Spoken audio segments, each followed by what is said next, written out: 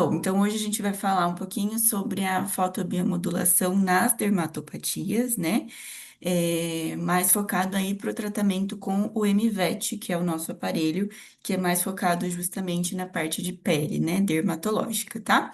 Meu nome é Marina, eu sou médica veterinária, consultora técnica da MMO e parceira deles. Vamos lá, a gente vai falar sobre uma introdução, né, sobre o que que é a fotobiomodulação, quais são os tipos de luz, as fontes de luz, né, da onde vem o tipo de aparelho, sobre uma técnica chamada fototerapia dinâmica e as afecções dermatológicas em si, né, então alguns protocolos para vocês já começarem a atuar. Então, as dermatopatias, a gente sabe que é uma casuística muito importante na rotina clínica, né? Tanto em veterinário clínico geral, ou que também trabalha com algumas especialidades, né? E também nos especialistas em dermato, mas é uma afecção realmente muito comum, que fica aí mais ou menos entre 30% a 60% dos motivos, né? Da queixa do tutor. Sendo as mais comuns as questões de alergias, piodermites, né, infecções de pele e sarna, né, infecções fúngicas também, né? E geralmente quando a gente pensa, né, no tratamento para as dermatopatias, o que que a gente busca? Diminuição da inflamação, uma modulação imunológica, um reparo tecidual, o controle de infecção e auxílio na cicatrização. É isso que é o focado, né, o tratamento. E o laser, o LED, né, a fotobiomodulação no geral, ela é justamente focado justamente para esses fatores, né? Então, para esses objetivos. Então, por isso que é altamente indicada para diversos casos, né, de dermatológicos. Então, o que que é, né, a fotobiomodulação? O termo mais correto, né, da gente dizer, não é laser terapia, porque a gente precisa englobar o contexto geral mesmo, né? Então, o termo que mais se adequa é a fotobiomodulação, que é o uso da luz para modular uma resposta fisiológica no organismo, né? Então, eu vou falar um pouquinho resumidamente como a fotobiomodulação atua, como ela age, mas não vou focar muito nessa parte fisiológica em si, né, a explicação dos mecanismos de ação. A gente tem outras aulas também sobre isso no YouTube, se alguém que tiver dúvidas. Mas assim, o que vocês precisam saber, que é o principal, quem não conhece, né, ou não sabe como funciona, é que o laser, né, o aparelho, né, de laser, quando a gente emite a luz ela vai entrar em contato com o tecido, né, e aí ela vai ser, as células absorvem essa luz, e lá dentro da célula, aonde que a luz ela atua é dentro da mitocôndria, né, que é a principal organela aí que é responsável pela energia celular, né, então produção de energia, produção de ATP, e através desses mecanismos, não só de produção de energia, como também de regulação do estresse oxidativo, né, e diversos outros cascatas, né, de regulação imunológica, a gente vai ter o efeito. Então, é a nível celular que tudo ocorre, tá? E esses efeitos vão ser voltados para quê? Principalmente cicatrização, analgesia, diminuição da inflamação, regeneração tecidual e efeito antimicrobiano também. A gente vai conversar sobre isso. Não são todos os tipos de fotobiomodulação que têm o efeito antimicrobiano, mas a gente consegue sim, através das técnicas específicas. Então, o que é a luz? A luz é uma onda eletromagnética, né, de diferentes frequências. Então, cada luz tem um comprimento de onda específico, né, é um número mesmo, né, e a luz que a gente utiliza para fotobiomodulação, ela varia aí entre 400 a 1.200 nanômetros, mais ou menos, depende do aparelho, tá?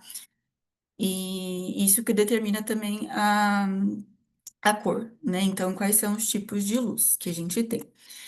Principalmente o que a gente mais utiliza, o que a gente vai falar hoje, é a luz azul, a luz vermelha e a luz infravermelha. A azul e a vermelha são as luzes que a gente consegue enxergar, que a gente consegue ver a olho nu. A infravermelha a gente não consegue, tá? A luz azul, ela vai atuar, ela tem um comprimento de onda menor, fica entre 400 e 500 nanômetros. Ela vai atuar em tecidos mais superficiais. A luz vermelha, ela aí fica em torno de uns 600, 700 nanômetros. Ela vai aprofundar um pouquinho, mas também vai ficar em tecidos mais superficiais. Já a luz infravermelha, ela tem 700, 1000 nanômetros. E ela vai ser a luz, tipo de luz que mais se aprofunda nos tecidos. Então, vai pegar além de tecido subcutâneo, musculatura também alcança osso, sistema nervoso, tá? Então, para as dermatopatias, a que a gente mais vai utilizar vai ser a azul e a vermelha, tá?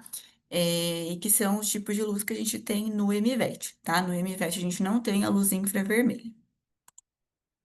Então, a luz azul, ela aí fica em torno de 400, 500 nanômetros. Ela tem ação bactericida, fungicida. Lembra que eu falei que algumas técnicas vai ter ação antimicrobiana? A luz azul é uma delas. Ela também atua na hidratação, estimula a síntese de colágeno, melhora a vascularização e também atua controlando a inflamação. Então, algumas indicações: acne felina, alopecia, dermatofitose, feridas mais superficiais, piodermites, queimaduras, malacésia, atopia, né? Então, essas condições mais superficiais que não são tão inflamadas, né? Então, uma ferida não tão intensa, mas a gente também consegue atuar, e principalmente a ação antimicrobiana, tá? E hidratação também, então ela deixa os pelos mais brilhosos, mais sedosos. A luz vermelha, ela gira um comprimento de onda entre 600 e 700 nanômetros. Ela vai atuar na microcirculação e diminuição da inflamação e também estimula a síntese de colágeno. E é importante nos processos de reparo e regeneração tecidual e tem um efeito mais anti-inflamatório, né? Então, ela é mais utilizada para feridas mesmo, né? Feridas abertas. Então, feridas, inflamações, infecções superficiais, otite e porodermatite também, né? E aí, a luz vermelha a gente vai ter tanto no aparelho da MVET quanto no Velux, que é o da canetinha, tá? E a luz infravermelha, aí fica entre 700 e 1200 nanômetros. Ela tem ação analgésica, estimula o sistema imunológico, age no sistema linfático, age em tecidos mais profundos, ossos, sistema nervoso. E ela tem uma ação mais anti-inflamatória, analgésica, antioxidante. Então, ela é mais para condições mais profundas, mais crônicas, onde a gente quer uma ferida mais crônica, a gente quer uma atuação mais profunda mesmo, então a gente pode optar pelo luz infravermelha para alívio de dor também, né? Então ela vai atuar mais nessa questão mais de modulação. Então, aqui um resuminho, tá? Então, a luz azul, ela vai ficar aí a profundidade não é tão grande, né? Ela vai ficar em tecidos superficiais, tem ação principalmente antimicrobiana, antiproliferativa de micro-organismos, né? E revitalização, hidratação também. Então, a gente pode usar dermatite atópica, acne, feridas, prevenção de infecção na atopia, por exemplo, né? No prurido. A luz vermelha, ela fica em uma profundidade média, tem ação anti-inflamatória, estimula colágeno, melhora a circulação e também tem ação um pouco analgésica. Cicatrização de feridas, rejuvenescimento é mais para nós humanas, né? Mas tá valendo. Redução da inflamação crônica. A infravermelha, ela vai ter uma ação mais profunda, estimula mais as mitocôndrias, então vai ter uma ação mais imunomoduladora e de analgesia mais potente também, por uma cicatrização mais profunda, alívio de dor e inflamação. Então, aqui mais um esqueminha, né, para exemplificar também. A luz azul que ela fica mais superficial, a vermelha ela entra um pouquinho mais, e a infravermelha ela é mais profunda. E quais são as fontes de luz, né? Então, como que a gente consegue é, irradiar a luz? A gente tem duas formas principais, né? Que é a forma do laser e a forma de LED, tá? No laser, a luz ela vai sair mais coerente, ela vai sair mais direta, precisa, é um único ponto, tá? Então, ela não tem uma área de ação, quando a gente coloca no ponto, ela não se estende tanto, ela é mais precisa ali, direta. Já o LED, ela é uma luz não coerente. Então, quando a gente irradia, ele acaba cobrindo uma área maior, ele é mais disperso, uma luz mais dispersa. E aí dá para a gente fazer o LED uma luz única ou então várias, né? E também irradiando uma área maior. Então, aqui mostrando nos aparelhos da MMO, O laser, então, a gente tem no Velux, que é o da caneta, que a gente vai ter o laser vermelho e o infravermelho, tá? E o MVET é LED, tá? A gente vai ter a luz azul e a luz vermelha. E é dessa forma aqui que é mais de um ponto, né? São dois pontos de luz azul e três pontos de luz vermelha. E nos aparelhos, o que a gente regula, né, não é o tempo, né? Então, tem alguns aparelhos de laser de outras marcas que às vezes a gente tem que colocar o tempo e tudo mais. Mas aqui no da MMO é bem simples, né? Então, justamente para facilitar, a gente só tem que colocar o número de joules que a gente quer irradiar por ponto. Então, é isso que a gente define nos aparelhos, tá? E um joule equivale a 10 segundos, aproximadamente, tá? Então, você só determina o número de joules e o próprio aparelho vai ficar lá irradiando, de acordo com o número de joules que você selecionou, tá? Então, como é que a fotobiomodulação vai atuar nas dermatopatias? Quais são as ações, né? Então, regulação da inflamação, ativação de fibroblastos, queratinócitos e células endoteliais, angiogênese, aceleração da cicatrização, remodelação tecidual, redução de dor e edema e efeito antimicrobiano, né? Então, bem resumidamente, né, assim, mas explicando mesmo como e o porquê que a fotobiomodulação é tão importante aí para as dermatopatias, o porquê que ajuda, né? E falando um pouquinho mais do efeito antimicrobiano, então, a gente vai apresentar aí para vocês a terapia fotodinâmica, né? Que a gente fala mais comumente pela sigla, que é o PDT. É a forma, além da luz azul, né, que também é antimicrobiana, tem uma outra forma da gente ter uma ação mais potente nas feridas infectadas, né? E que é através dessa técnica, né, do PDT. Então, ele vai ter o efeito antimicrobiano e também vai auxiliar na cicatrização, tá? Então, basicamente, como que é? A gente tem lá a ferida infectada, aberta, então a gente vai precisar, além do laser, né? A gente vai precisar de um fotossensibilizador, que no caso que a gente mais utiliza é o azul de metileno, a 0,01% em ampolas mesmo, né? Injetável. E só. Então, a gente, primeiro de tudo, limpa a ferida, né? Se tiver tecido necrótico, tira o tecido necrótico para os componentes poderem agir melhor. E a gente vai instilar, né, o azul de metileno, que é o fotossensibilizador, na ferida em cima. E aí vai aplicar o laser logo acima, né? Para ativar ainda mais, a gente pode até cobrir com um pouquinho de papel alumínio por 5 minutinhos. E aí depois irradiar. E é melhor o laser vermelho, tá? Porque vai ter uma penetração melhor, uma ação melhor. Nesse caso, o laser vermelho. Então, como é que vai acontecer, né? Essa mistura, né, do fotossensibilizador com o laser ele vai ativar o fotossensibilizador, vai deixar o azul de metileno mais potente, digamos assim.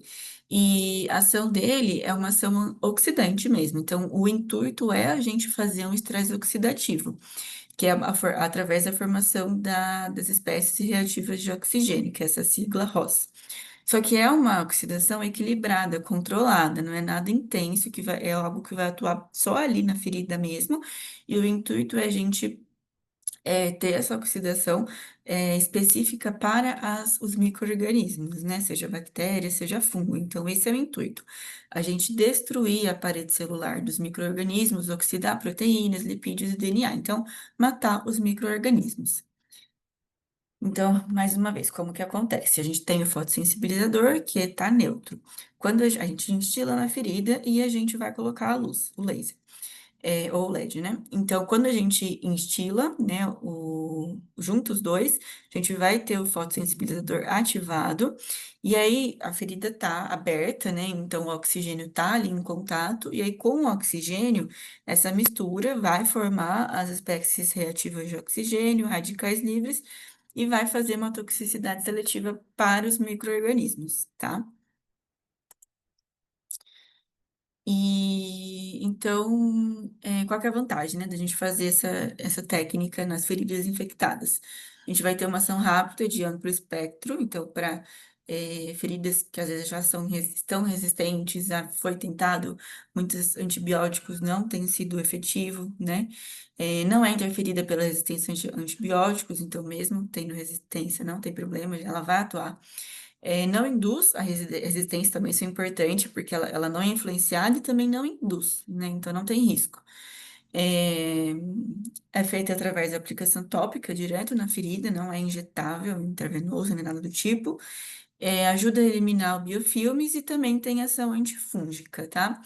E também, quando a gente tem feridas crônicas, né, de difícil cicatrização, mesmo não tendo infecção, tem alguns estudos, né, alguns trabalhos que relatam o uso da PDT também nesse tipo de ferida, porque o intuito seria a gente ativar de novo a ferida, né? Então, tornar ela mais ativa.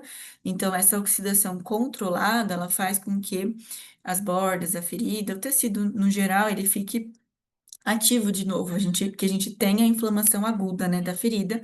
Então, seria com esse intuito. Mas o que é mais comumente utilizado é para feridas infectadas mesmo, tá?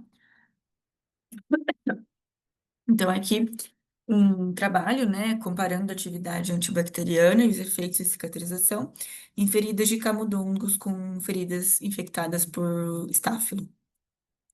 Então, foi dividido em três grupos, tá? Os camundongos, com as feridas. O primeiro grupo com aplicação tópica de PDT com azul de metileno, o segundo grupo com pomada de mupirocina e o terceiro grupo com a combinação dos dois. E os resultados foi que a PDT se mostrou eficaz na cicatrização das feridas, com melhores resultados clínicos e histopatológicos, em comparação com a mupirocina isolada ou com a combinação dos dois. Então, a PDT sozinha foi mais efetiva. Esse aqui é um caso de uma gatinha que eu atendi.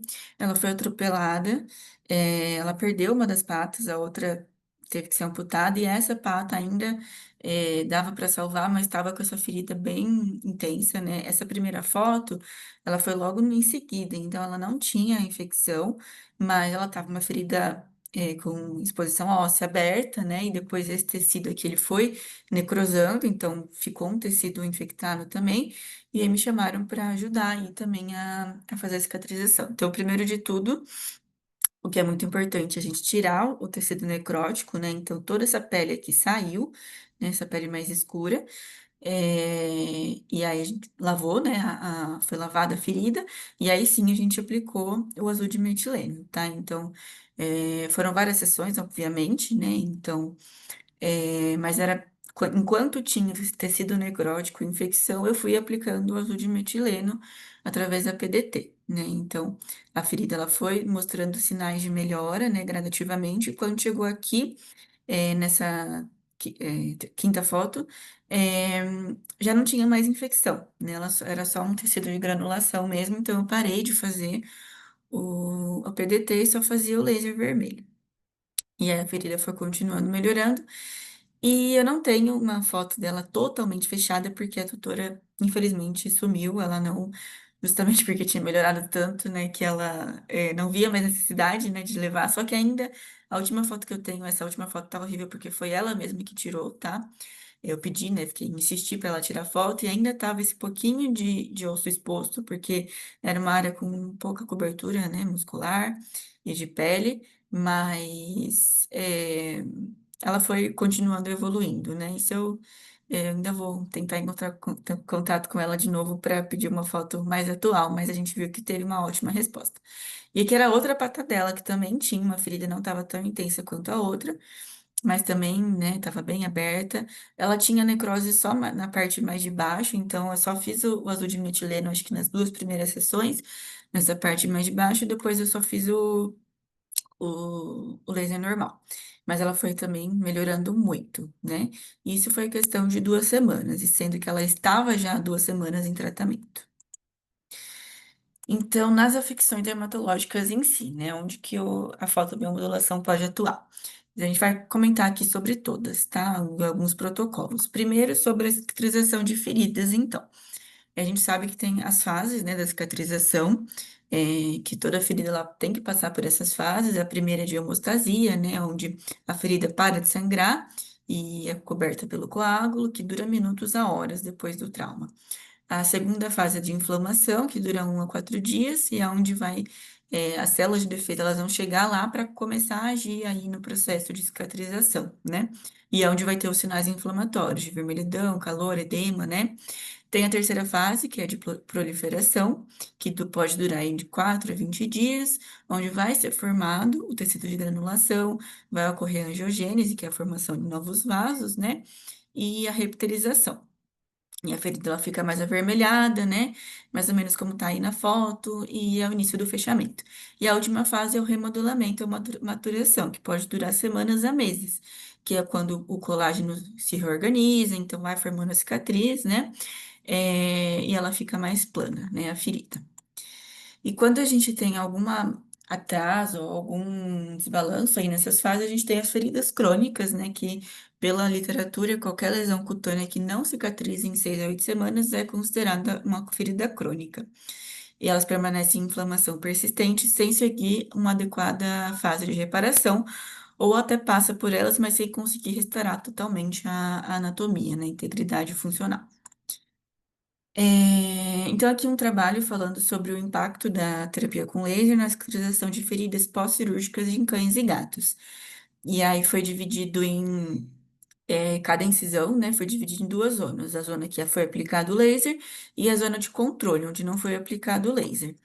E a zona de que foi aplicado o laser apresentou espessura da pele reduzida, cor da pele mais vívida e rosada, resolução mais rápida dos hematomas, temperatura regional aumentada e melhora na elasticidade da pele.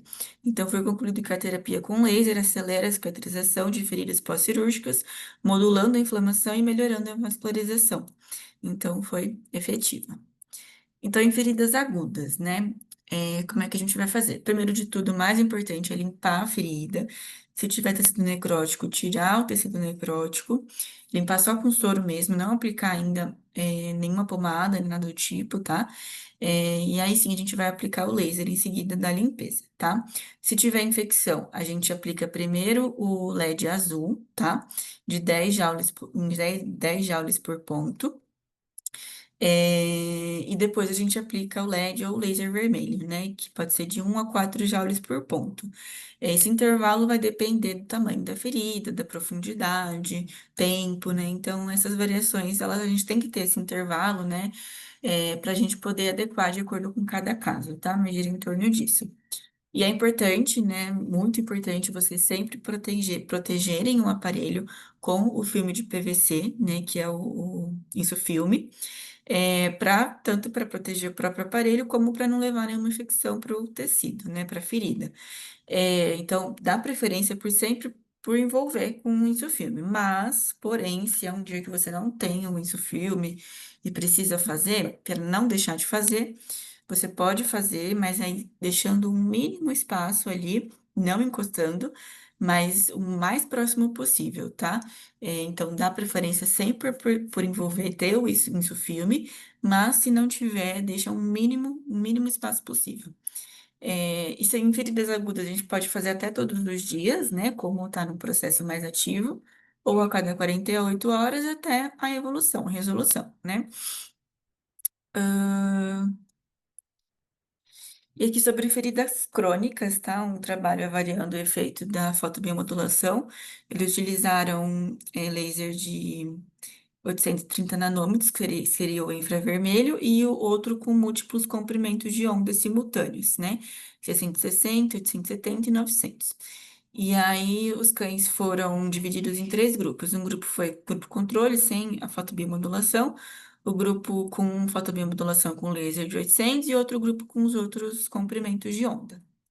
Então, eles viram que houve uma redução significativa da área da ferida dos grupos um e 2 que foram os que tiveram o tratamento com a fotobiomodulação. Tanto em qualquer que sejam os comprimentos de onda. Então, teve uma resposta positiva comparado ao grupo controle. Então, em feridas crônicas é um pouquinho diferente, né, a dosagem. Também sempre limpar a ferida, né? E aí, se tiver infecção, a gente usa o LED azul, 10 joules por ponto, e depois o LED vermelho, né, de 4 a 6 joules. A dose aqui é um pouquinho maior do que em feridas agudas, porque a gente precisa de um tratamento mais intenso, né? É um processo mais crônico, a gente precisa estimular mais, então por isso que a dose é um pouquinho maior.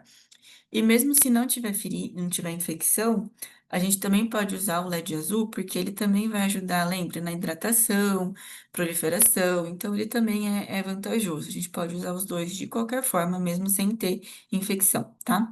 E de novo, filme de PVC de preferência, ou se não tivesse em contato o mínimo de espaço possível.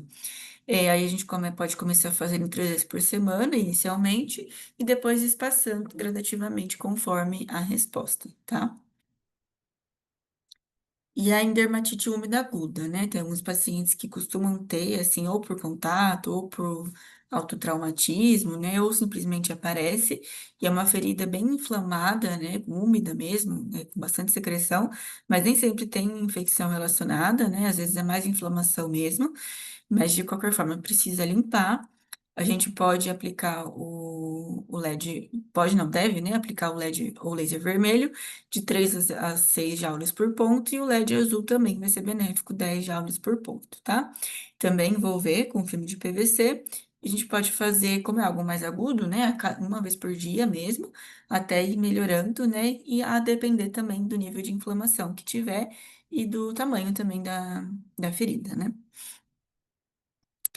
Dermatofitose, né? A gente vai utilizar o LED azul primeiro, porque ele vai ter ação antimicrobiana, né? Antifúngica, no caso, 10 joules por ponto, e o LED vermelho, depois 4 a 6 joules por ponto. Também muito, muito, muito importante envolver com o filme de PVC para a gente proteger, né? Porque não correr o risco, né, de passar para outros animais pelo aparelho, né?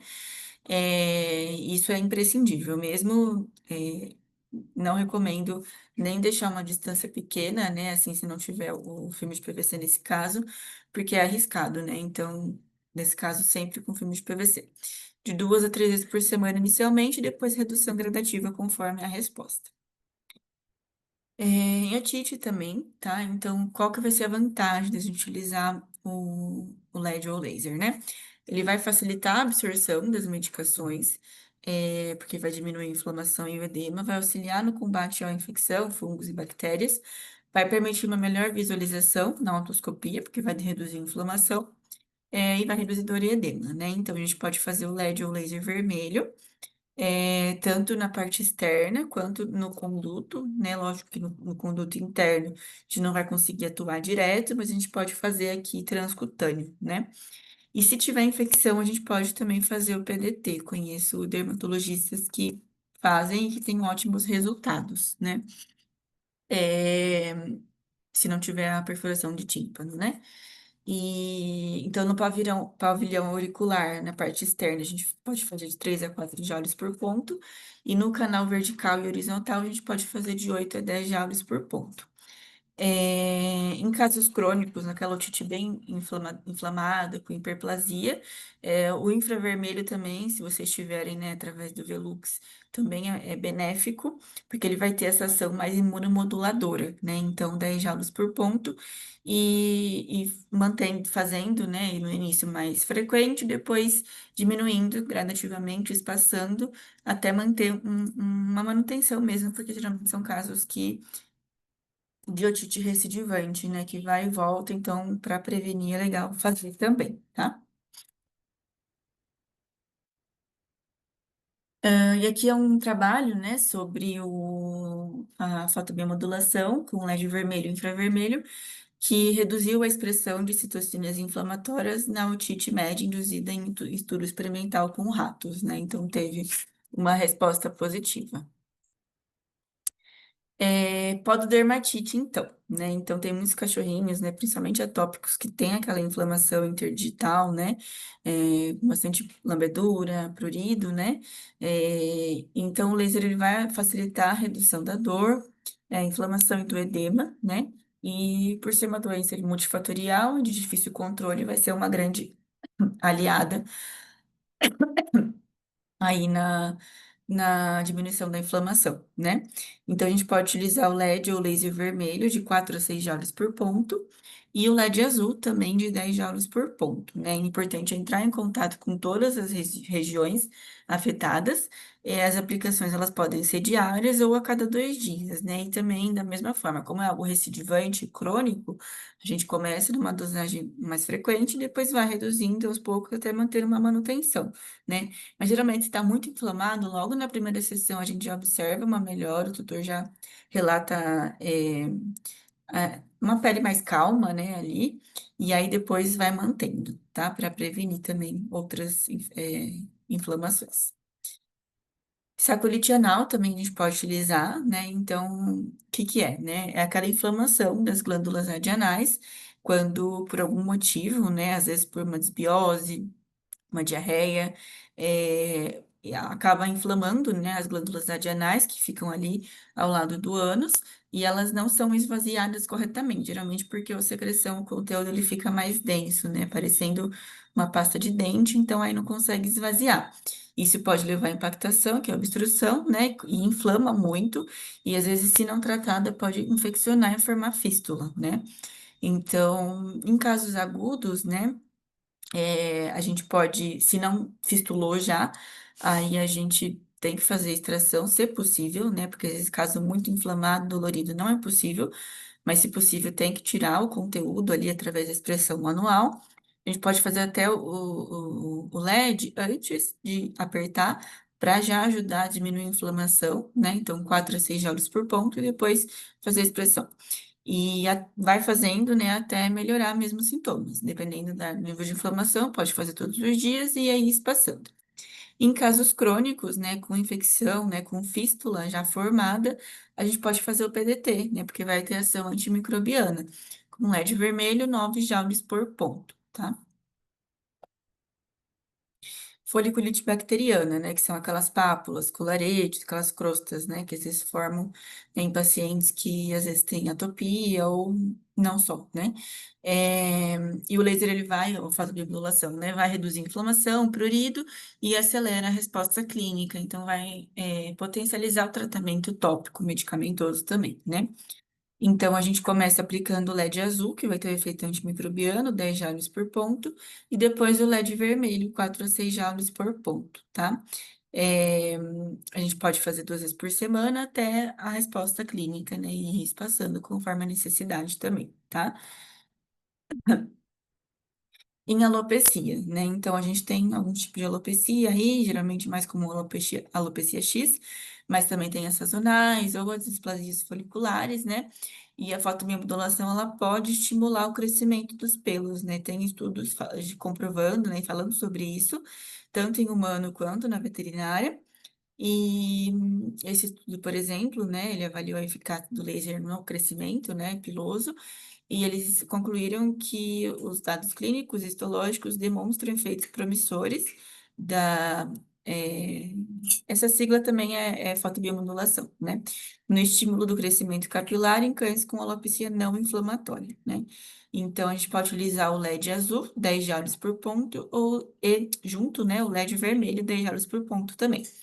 Começando 2 vezes por semana e depois reduzindo gradativamente, conforme a resposta. E aí, às vezes, tem que manter também numa manutenção, né, para prevenção. E em atopia, né? Então, a gente tem alguns trabalhos falando sobre isso, né? Mas, principalmente na área de humana, mas também tem alguns na veterinária.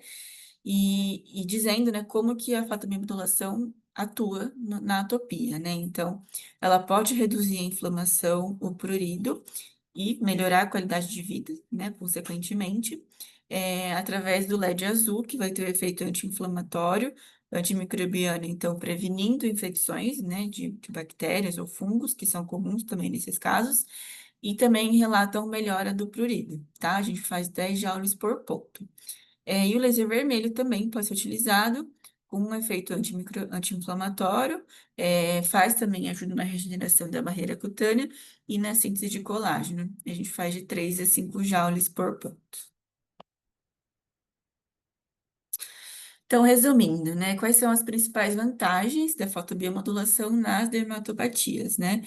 Primeiro que é uma casuística muito grande na nossa rotina, né, clínica, e o que a gente quer, né, assim, o que a gente busca no tratamento das dermatopatias é algo que a fotobiomodulação consegue fornecer para a gente, né?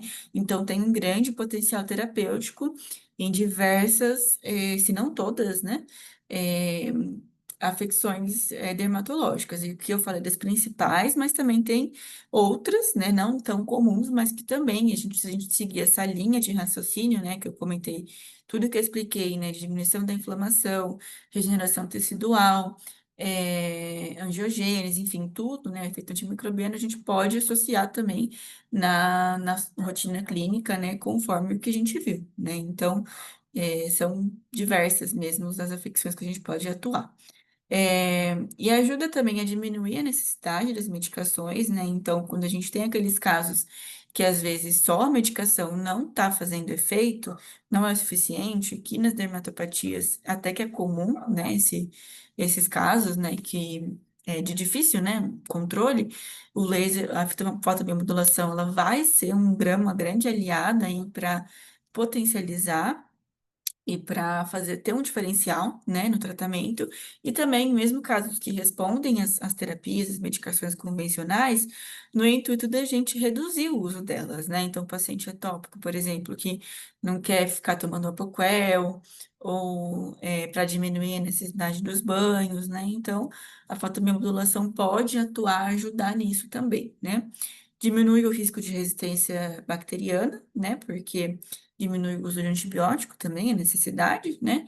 E é uma técnica segura, indolor e de extremamente fácil manuseio, né? Os aparelhos da MMO são muito fáceis de utilizar, como eu disse, é só aplicar lá, colocar a dose em joules e aí aplicar conforme, né, os protocolos e é bem tranquilo, né? Então, são diversas as vantagens mesmo, né, que a gente pode utilizar e vai ser uma grande aliada mesmo na rotina de vocês, sendo dermatologistas ou não, né? Era isso que eu tinha para falar. Agradeço, né, a atenção de vocês. E se vocês tiverem, desculpa, quiserem, alguns trabalhos, né, pode me mandar o WhatsApp ou e-mail que eu envio para vocês, tá? Não só esses que eu mostrei aqui, como alguns outros que eu tenho, tá? Não dá para mostrar muitos aqui agora, né? Mas é só me mandar e-mail ou WhatsApp que eu mando para vocês sem problema nenhum, tá? Eu tenho alguns livros também, né? Então tem bastante material para complementar mesmo o conhecimento de vocês, né? Porque lendo, entendendo, às vezes fica mais fácil também, até para vocês saberem, né? Se tiver algum caso que eu não mostrei aqui, alguma afecção que eu não mostrei aqui, vocês vão saber como também escolher, né, as doses e tudo mais, tá bom?